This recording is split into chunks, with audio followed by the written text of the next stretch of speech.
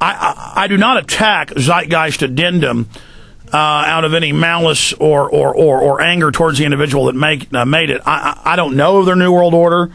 I don't know if they're trying to co-opt the Liberty or Awakening movement. I agree with a lot of what is in the first Zeitgeist, disagree with some of it. Anything that gets you to think outside the box, I think, is overall healthy. But the new one follows exactly what H.G. Wells wrote in The Open Conspiracy, what H.G. Wells wrote in The New World Order, his nonfiction books, that was made into the film Things to Come. The communists, the socialists, funded by the bankers to consolidate the mass into this communal system that the technocrats controlled, they always frame it all in technology and high tech and not having to work and utopia. And what you see in the film Things to Come, made out of, adapted from one of Wells' books, is a call for a world dictatorship of these benevolent secret society, quote, Masons. And they will come in and bomb and kill. They will come in and spray knockout gas on your cities. That's in the book. That's in the film. I meant to put a lot of this in Endgame, but just didn't have time. And then I saw the Corbett report. We put a link up on Infowars.com to an analysis of Things to Come and Blade Runner. And I saw it this morning, and it reminded me of earlier this week when I did a critique of Zeitgeist Addendum, where they have the well-meaning, socialist on there talking about none of us will have to work. There'll be no more classes. It will be eradicated. But that is a class. That is the state eradicating it with strict rules, control. You can't look good. You can't say what looks good because that makes a class. You can't be better at something. And again, you have this overarching technocrat elite like in THX 1138, which again is from Huxley's work, which he admits before he died in a Berkeley speech was actually what the government of England was planning, his brother running the UN at UNESCO. So I wanted to first play for Alan Watt a clip from Zeitgeist Addendum, Part 10, that we played a few days ago, where this well-meaning individual, and I have no doubt the vitriol he's got, they believe in it, that this utopia from the machines. But see, the prime directive of the machines is to control, dominate, and displace humans so we're not needed, so we can then be cold, as Bill Joy warned the public in his April 2000 article in Wired Magazine when he went to a globalist conference, and they were talking about how to exterminate the majority of us. I mean, this is really going on. So here's the clip from Zeitgeist.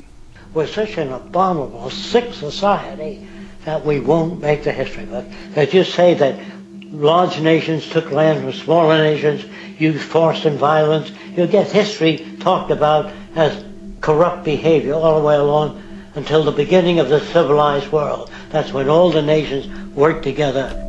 World unification, working toward common good for all human beings, and without anyone being subservient to anyone else, without social stratification, whether it be technical elitism or any other kind of elitism, eradicated from the face of the earth.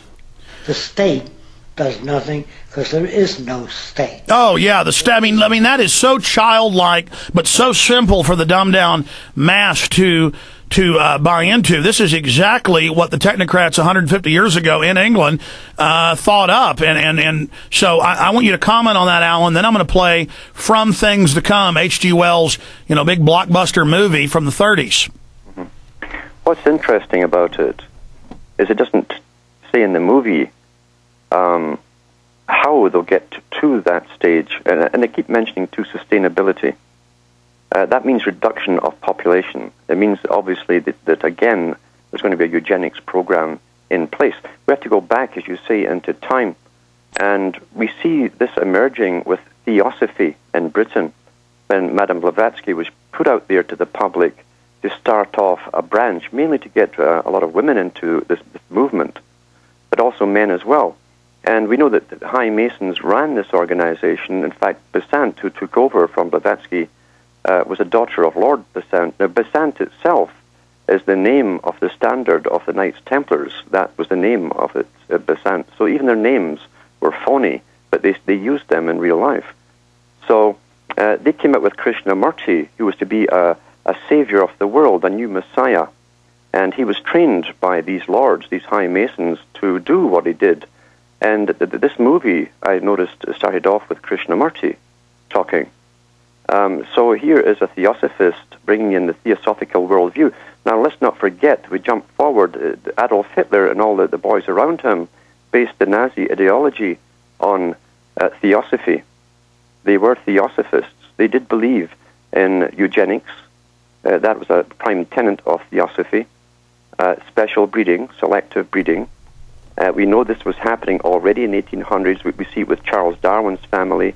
They kept interbreeding with... well, we see them talking about total, absolute tyranny, where you're not allowed to be a better painter, you're not allowed to know more about math. That's why they say they're going to drug and engineer everyone to be this suboid class. This is the ultimate darkness, and they mix it in with 9/11 truth. They mix it in with anti-New World Order, when the New World Order is the author of this. Let me play the next clip. This is from Things to Come. And in the film, they're flying around with perfect B-2 bombers, nerve-gassing the people, the barbarists that won't submit. They're in black uniforms around council tables, setting up their New World Order.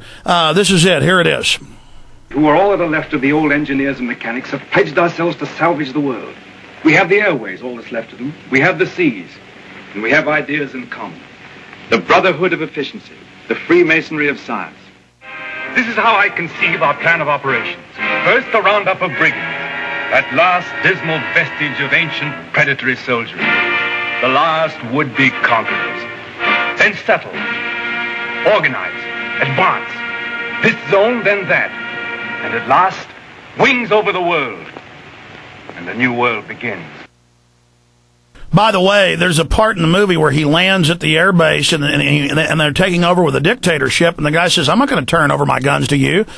And he says, look, this is a new world order, and then they nerve gas him. And then that's peaceful, though. Well, because we're for the good, we're allowed to disarm you. And again, that's the exact stuff we're hearing out of the Zeitgeist. And they first did a 9/11 film to get everybody on board, saying, oh, this is good. And now we see this. Alan Watt.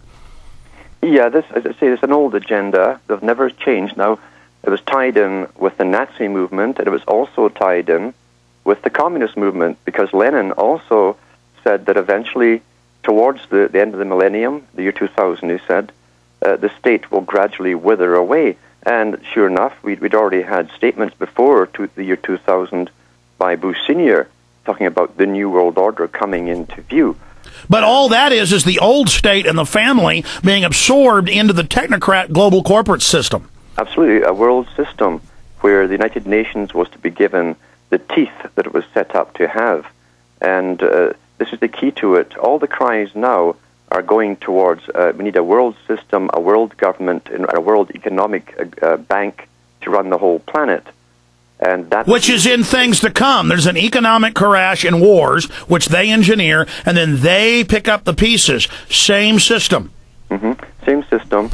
And a world without poverty can only happen when you eradicate the poor.